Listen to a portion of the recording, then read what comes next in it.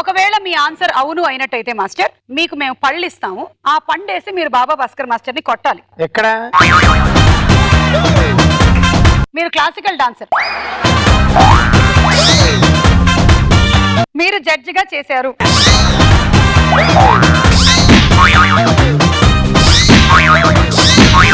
ఇప్పుడు బాబా భాస్కర్ మాస్టర్ మీకు గడ్డం ప్లస్.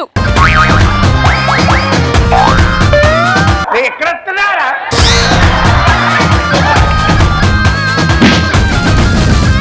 నీకేసాడు సుమా. చెప్పాక ఇందాకే కొంచెం లూజ్ అని.